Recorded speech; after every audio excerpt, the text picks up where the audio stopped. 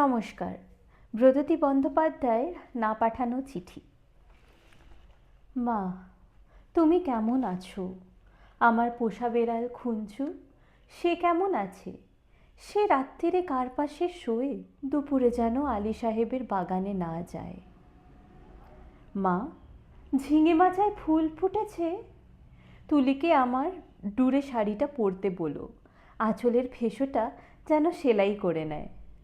তুলিকে কত মেরেছি, আর কোনোদিন মারব না। আমি ভালো আছি, আমার জন্য চিন্তা করো না। মা, তোমাদের ঘরের চালে নতুন খড় দিয়েছ? এবারে বৃষ্টি হয়েছে খুব। তরফদার বাবুদের পুকুরটা কি ভেসে গেছে? কালো ফুলোরা মাছ পেয়েছে কিছু? একবার মেঘের ডাক শুনে কই মাছ উঠে এসেছিল ডাঙায়। আমি আম গাছ তলায় দুটো কই মাছ ধরেছিলাম, তোমার মনে আছে মা? মনে আছে আলী সাহেবের বাগানের সেই নারকোল? চুরি করে আনিনি, মাটিতে পড়েছিল, কেউ দেখেনি। নারকোল বড়ার সেই স্বাদ যেন এখনো মুখে লেগে আছে। আলী সাহেবের ভাই মেজান আমাকে খুব আদর করত। বাবা একদিন দেখতে পেয়ে চিলে কাঠ দিয়ে পিটিয়েছিল আমাকে। আমার কি দোষ? কেউ আদর করলে আমি কি না বলতে পারি?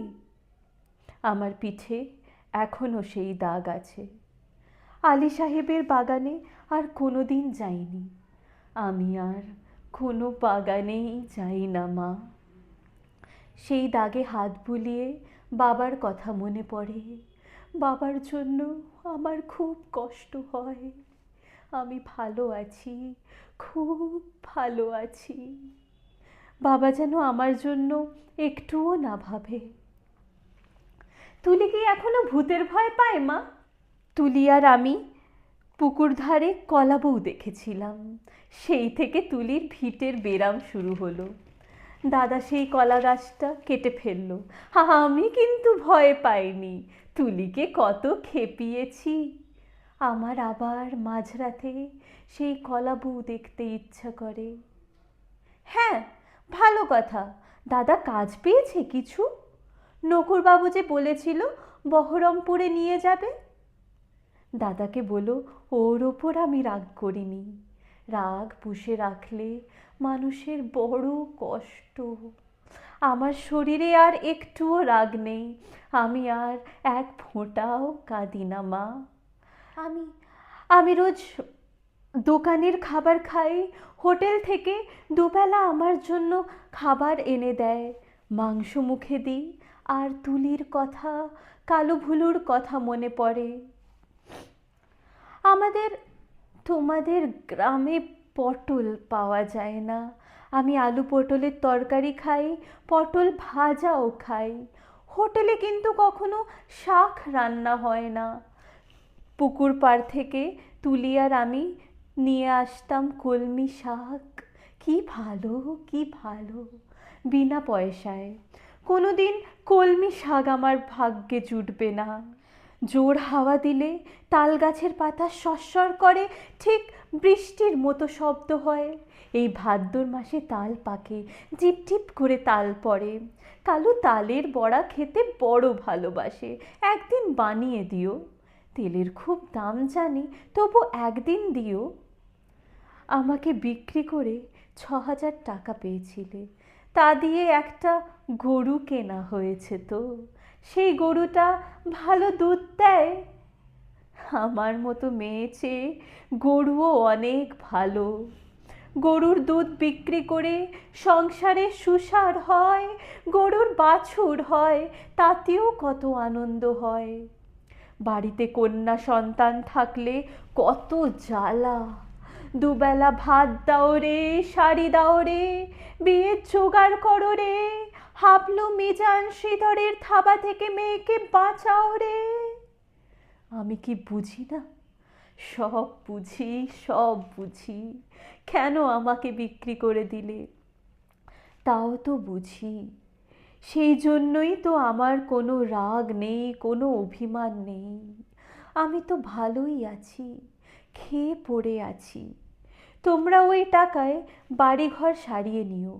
কালু ভুলুকে স্কুলে পাঠিও, তুলিকে ব্রজেন ডাক্তারের ওষুধ খাইও, তুমি একটা শাড়ি কিনো, বাবার জন্য একটা ধুতি, দাদার একটা ঘড়ির শখ, তা কি ওই টাকায় কুলোবে?